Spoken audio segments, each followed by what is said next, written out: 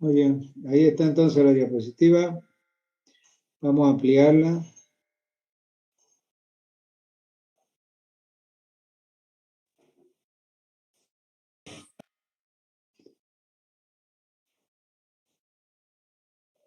A ver, un ratito.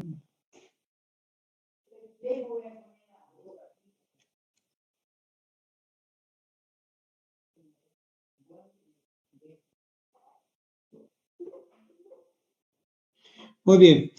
Entonces, da para ver la diapositiva, corteza cerebral.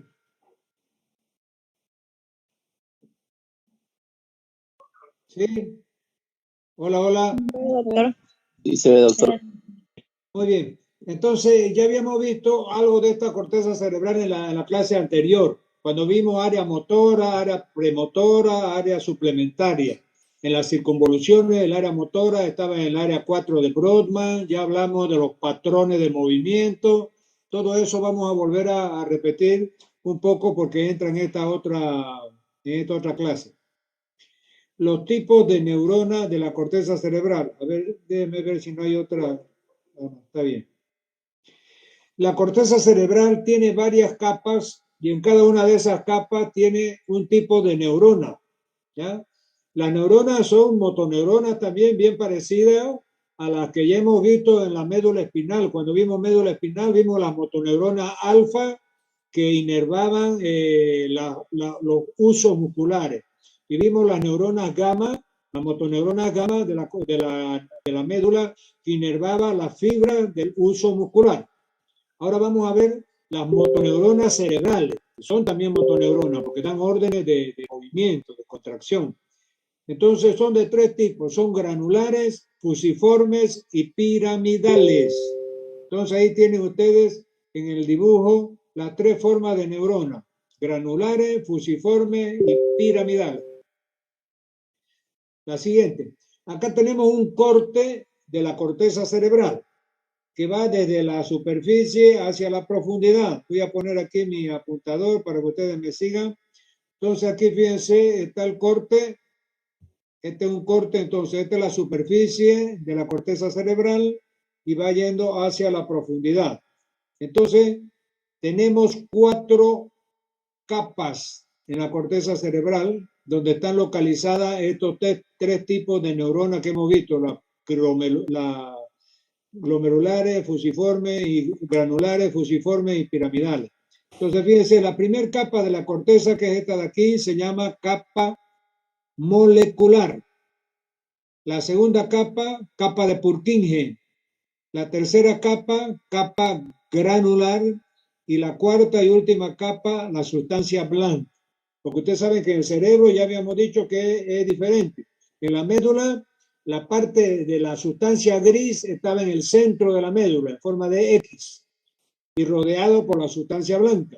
Sin embargo, en el cerebro, la sustancia gris está por fuera, en la parte de las circunvoluciones, y la sustancia blanca está por dentro.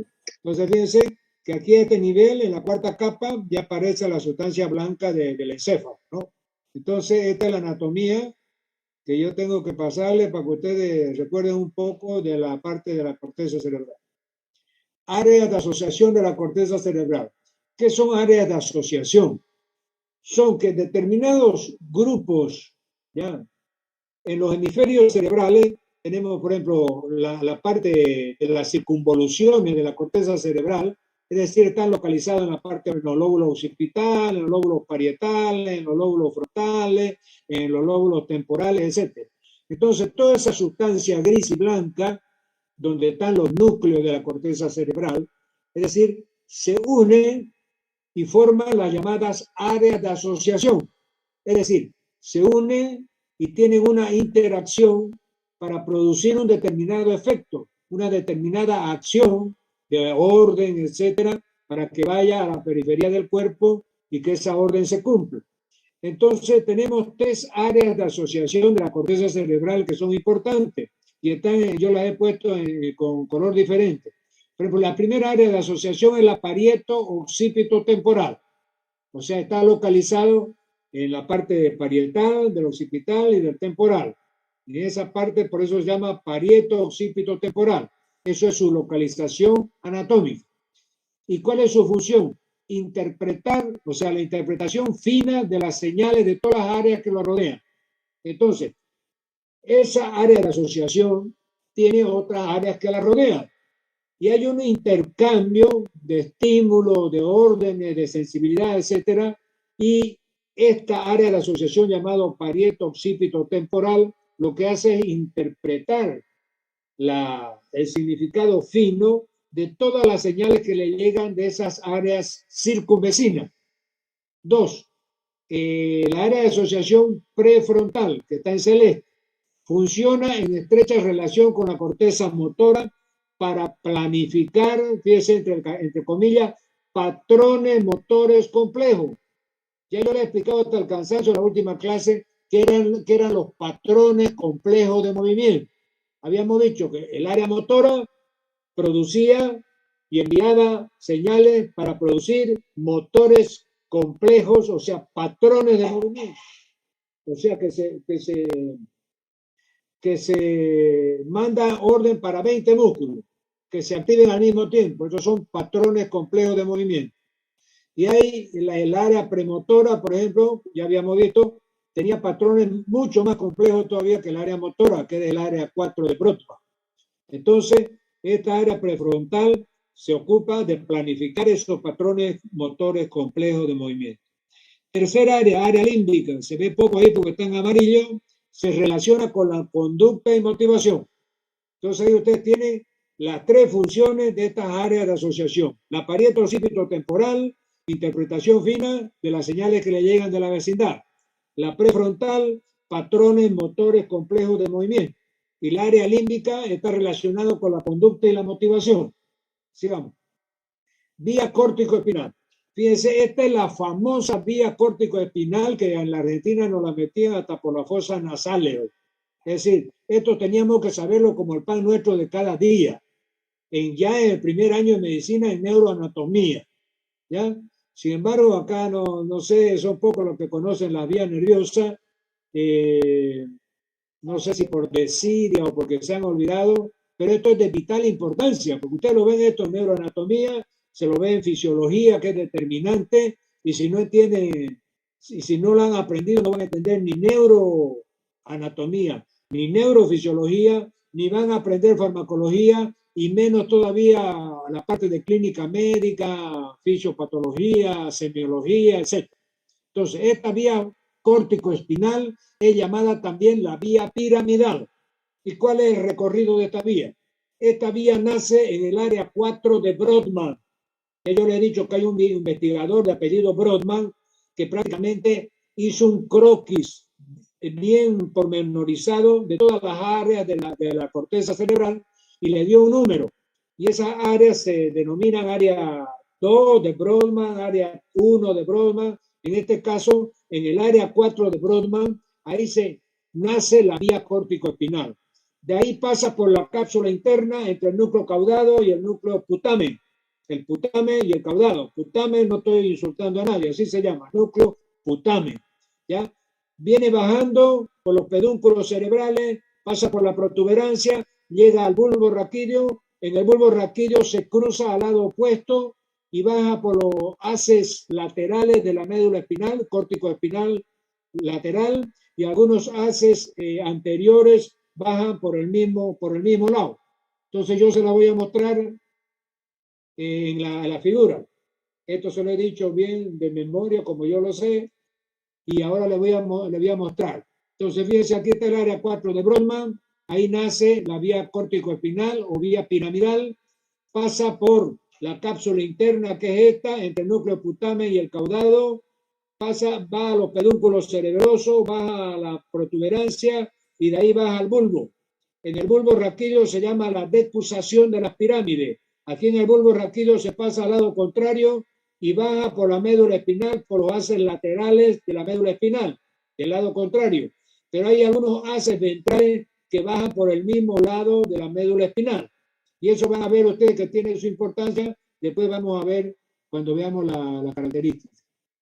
Entonces le voy a leer rápidamente la vía córtico-espinal. Es la vía más importante de la corteza motora, llamada también vía piramidal. se origina en la corteza motora primaria, pasa por la cápsula interna entre el núcleo caudado y el putamen de los ganglios basales y luego desciende por el tronco encefálico, formando la pirámide del bulbo raquídeo. Allí se cruza al lado opuesto y desciende los haces córticos espinales laterales de la médula para terminar en las interneuronas y un poco en las motoneuronas anteriores.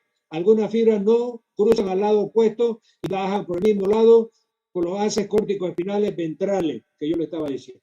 ¿Ya? Entonces, esta tiene que aprenderla bien, esta vía, porque es determinante. Esta la pregunto yo en el examen oral práctico, en los exámenes parciales teóricos, y está presente porque es de fundamental importancia.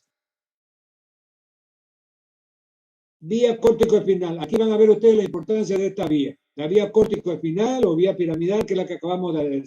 Su lesión provoca parálisis.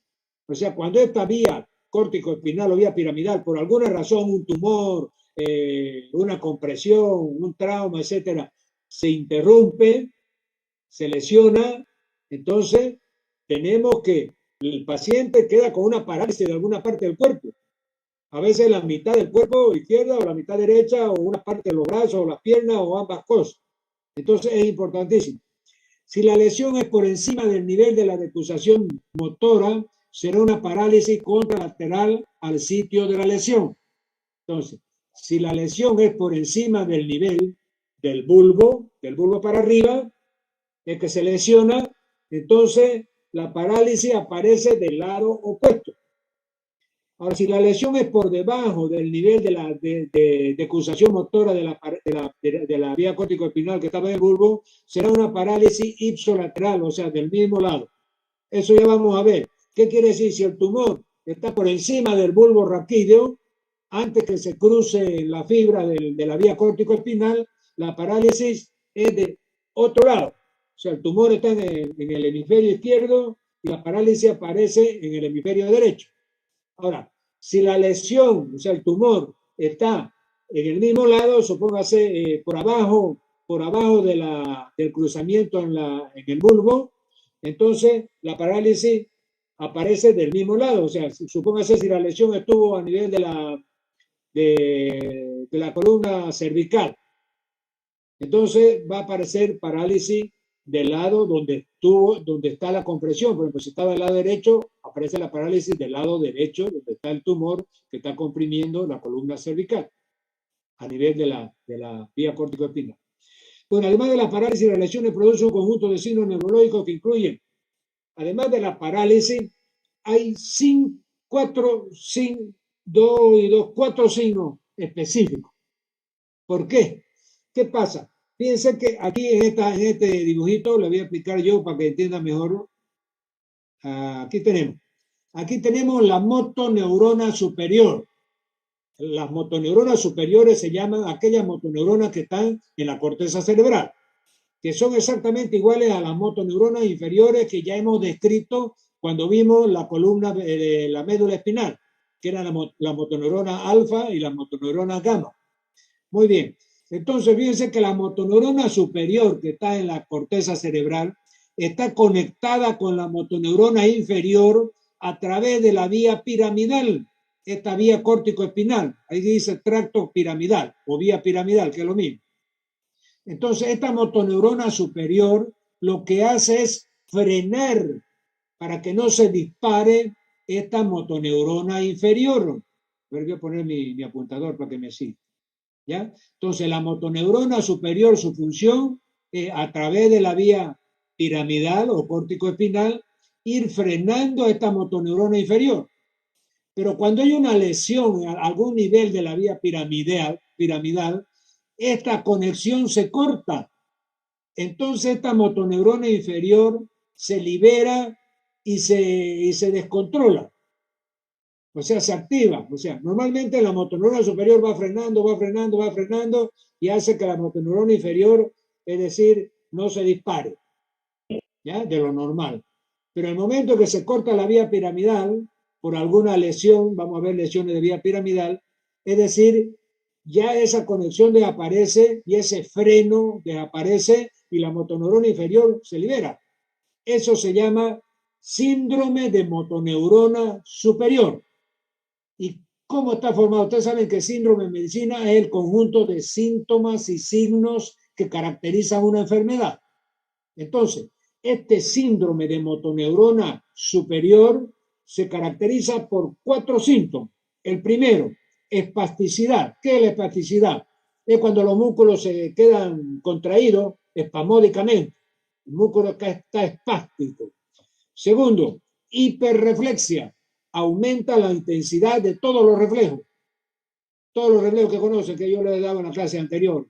El braquial, el bicipital, el patelar, el plantar, el Babinski, etc. Tercero, aparece el signo de Babinski. Se recuerda que cuando vimos el signo de Babinski, dijimos que era un signo patológico. Indicaba lesión de la vía piramidal. Ya yo en esa clase ya les había avisado. Fíjense que está acá apareciendo. Entonces aparece el Babinski aquí en el síndrome de motoneurona superior. Y el cuarto síntoma es clonus. Clonus es un temblor fino que aparece en las manos. Entonces, cuando usted ve estos 4 síntomas, espasticidad, hiperreflexia, signo de Babinski positivo y clonus, eso es un síndrome de motoneurona superior. Y en ese caso va acompañado, ustedes han visto, de parálisis, etcétera.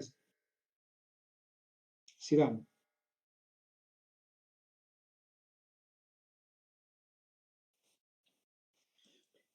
Entonces aquí tenemos corteza motora primaria y haz córtico espinal. Es lo que hemos visto ahora. La corteza motora se divide en 3 áreas, lo que ya hemos visto. Corteza motora primaria, que estaba en el área 4 de Brodmann. Después, pegada a ella, a la otra circunvolución, está la área premotora. Y después tenemos la área motora suplementaria. Vamos a verlo en la figura. Entonces aquí tenemos la corteza motora primaria, área motora secundaria, y área premotora y área motora secundaria. O sea que son estas 3 primeras circunvoluciones, la amarilla, la verde y un poquito de la verde musgo.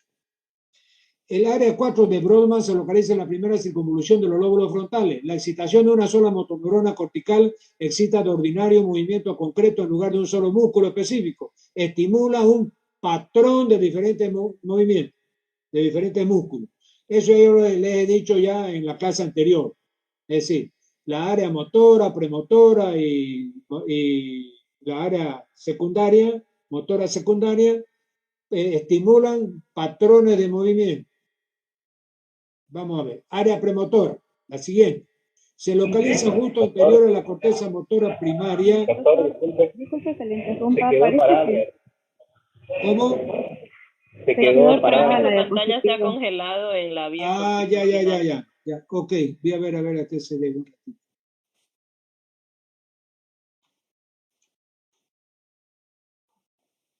Ahí está, amor, ¿la ven esa? Diapositiva. Está en vía corticoespinal. Sigue congelada área motora primaria, ¿esa es la que están viendo? No, doctor, en vía No, corticoespinal. doctor, está congelada en vía corticoespinal. Ahí se congeló. Corteza motora primaria ya corticoespinal. Dice, su función de compartir la pantalla está en pausa. Vamos a ver entonces, vamos a dar de compartir y vamos a compartir de nuevo. Vamos a ver. ¿Ahí se ve algo? Sí, ya se ve. Sí, ya se ve. Ya, muy bien.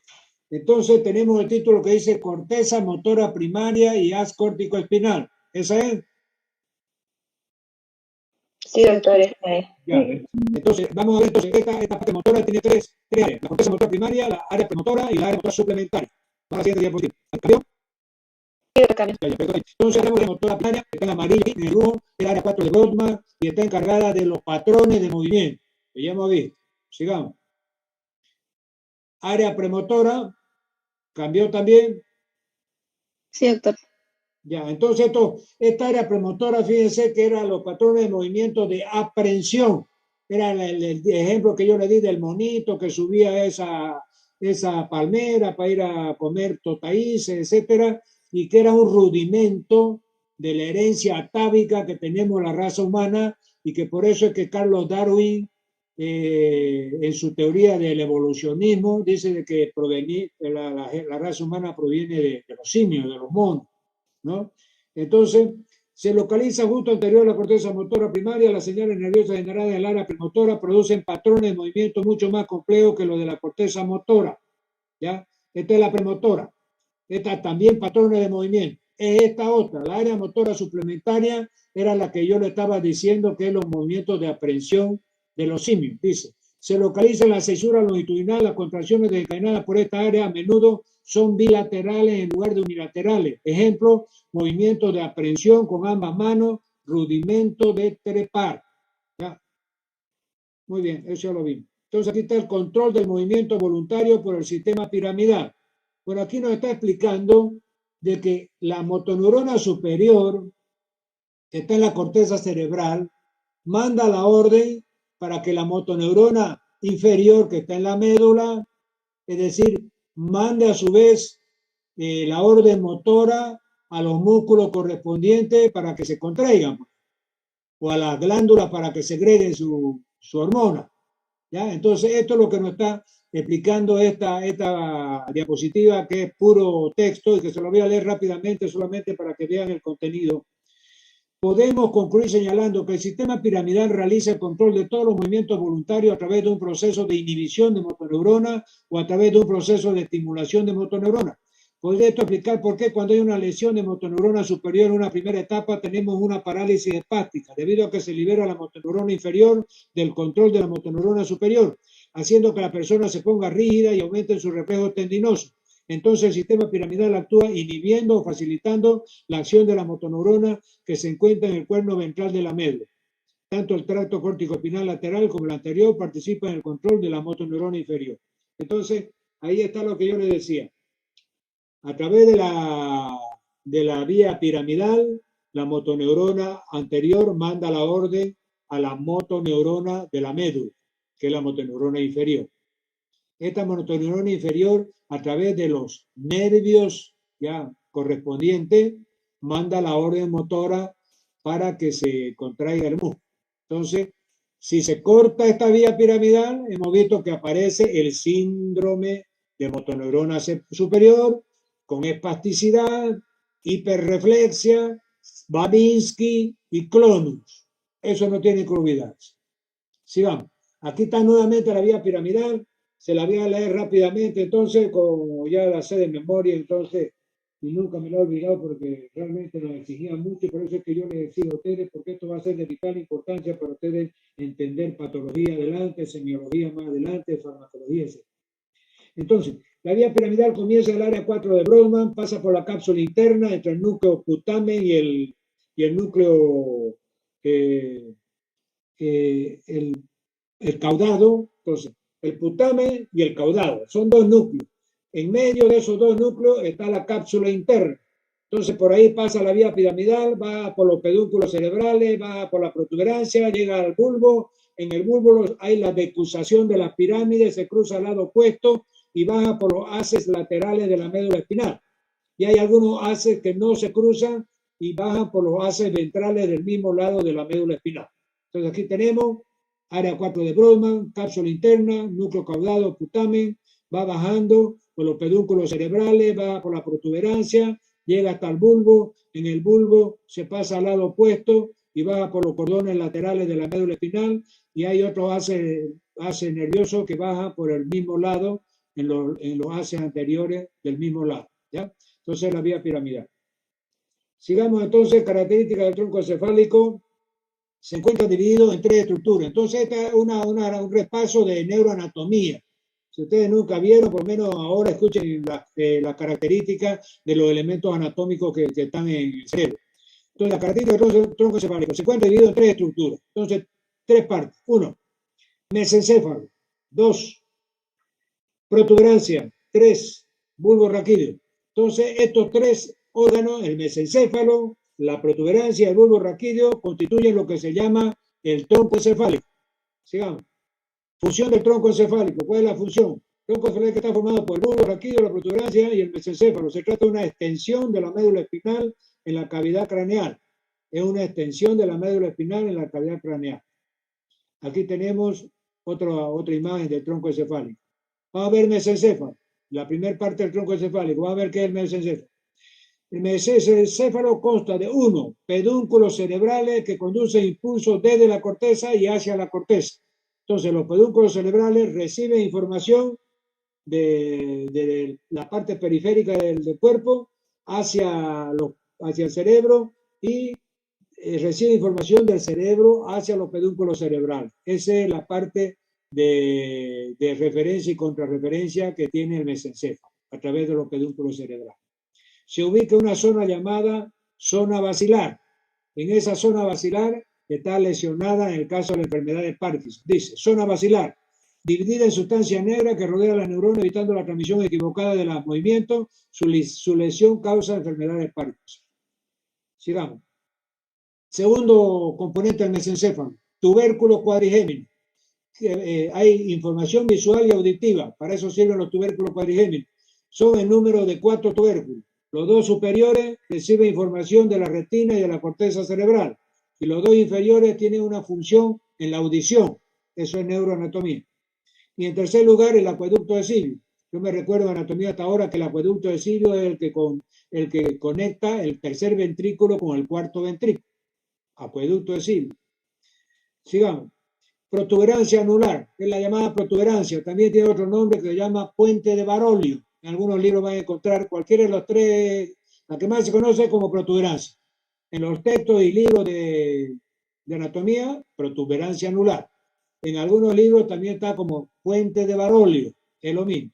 La protuberancia se ubica en el mesencéfalo, se ubica entre el mesencéfalo y el bulbo.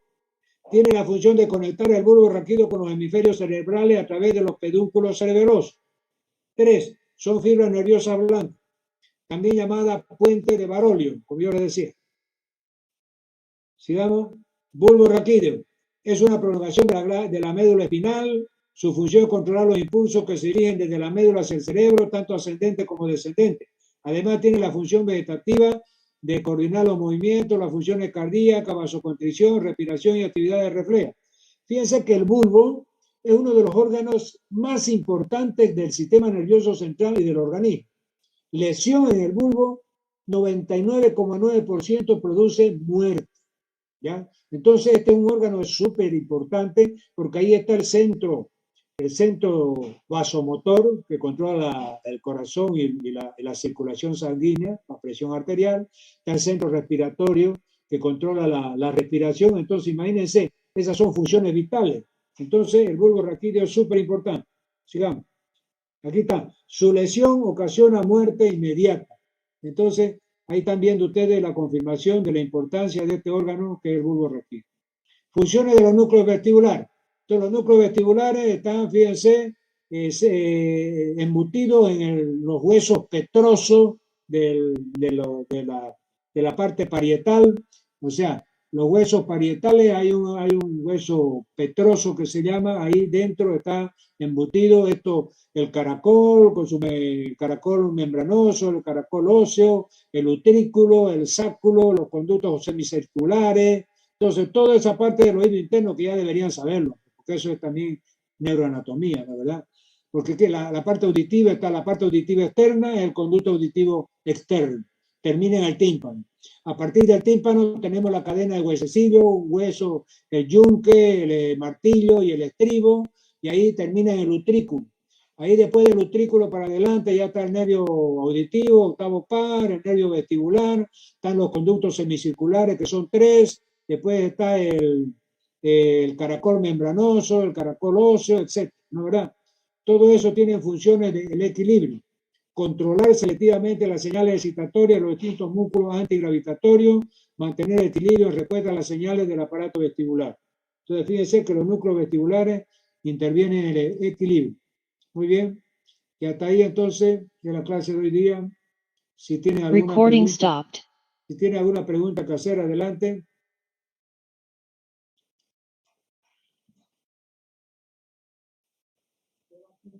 ¿Se ha quedado algo en el tintero ahí? Muy bien, entonces espero que hayan entendido ese asunto de la vía piramidal, qué ocasiona la vía piramidal, qué es el síndrome de motoneurona superior, cuáles son los síntomas del síndrome de motoneurona superior, es decir, cuándo aparece la lesión del mismo lado, cuándo aparece la lesión del lado contralateral. Entonces, si, bueno, han aprendido todo eso, creo yo de que se han recordado algo de neuroanatomía, de toda la parte del sistema nervioso, lo que es el bulbo, lo que es la protuberancia, lo que son los pedúnculos cerebelosos, lo que son la parte de las áreas de Brodmann de la corteza cerebral. Entonces, ¿está bien? Entonces, yo les decía que a partir del próximo miércoles probablemente va a haber exposición de 5 grupos, porque si no, no vamos a terminar ni en 2 años de poner, son más de 70 grupos, o sea, es más largo que un carnaval sin platas. ¿Ah? Entonces, a partir del próximo miércoles, 5 grupos, ya lo puse yo, mandé el mensaje al WhatsApp, el 12, el 13, el 14, el 15 y el 16 parece. ¿Ah? ¿Está bien? Entonces prepárense, ya saben que mañana lunes hay, mejor dicho, el día lunes hay el referéndum ese, ¿no? Para ver si se separa la parte de gestión de la parte de normativa en todos los aspectos, o sea, tanto en el ICU como en los consejos facultativos, como en los consejos de carrera. Entonces se va a votar, tanto estudiantes como docentes, vamos a ir a votar. El que no va a votar docente, le descuentan 20% de su salario. El que no vota estudiante, creo que le cobran el doble de la matrícula, no sé qué, tiene una multa también. Entonces, obligación ir a votar. Y la pregunta va a ser sí o no. Es decir, se está haciendo propaganda, he visto yo, de la parte superior de la universidad, es decir, ha nacido del rector y de su plana mayor, de que tiene que separarse la parte ejecutiva. Por ejemplo, el rector es fiscalizado por el ICU, por el Ilustre Consejo Universitario. Pero ¿qué pasaba? Actualmente el rector es presidente del ICU. Entonces, pues, si él es presidente del ICU, ¿quién lo va a controlar? Nadie. Entonces, lo que se va a pedir es de que lo que dicen no quiere que el rector siga siendo presidente del ICU. Entonces, entre los delegados de los consejos facultativos, ahí va a elegir un presidente y ese va a ser presidente, perdón, entre los delegados del ICU van a elegir un presidente y ese va a ser el presidente del ICU, separado del rectorado. Y en el consejo facultativo la misma cosa. Ahorita quien preside el consejo facultativo es el decano. Entonces, pues, ¿cómo va a fiscalizar el consejo facultativo al decano si el decano es el presidente del consejo facultativo? Entonces, se va a votar la separación también, para que el decano siga como decano y lo que fueron elegidos delegados del consejo facultativo se reúnan, formen su directiva y cada uno de ellos presida el consejo facultativo. Y en el consejo de carrera lo mismo. El director de carrera es presidente del consejo de carrera. Entonces ahora se va a pedir de que el director de carrera siga siendo director de carrera y haga sus funciones y los delegados del consejo de carrera formen su propia directiva con un presidente. ¿Está bien? Entonces eso a través de la votación se va a saber si se va a ejecutar o no se va a ejecutar. Entonces tiene la palabra a los 2.000 docentes y los 120.000 estudiantes que están obligados a votar el día lunes. Creo que de 8 de la mañana que se abren las ánforas hasta las 4 de la tarde están abiertas las ánforas. ¿Está bien? Bueno, si no hay pregunta más ahí, un abrazo para todos. Vamos a comer el locro. Pórtense bien. Hasta luego, doctor. Muchísimas gracias. Doctor, hasta luego. Gracias, doctor. Chao, Sergio.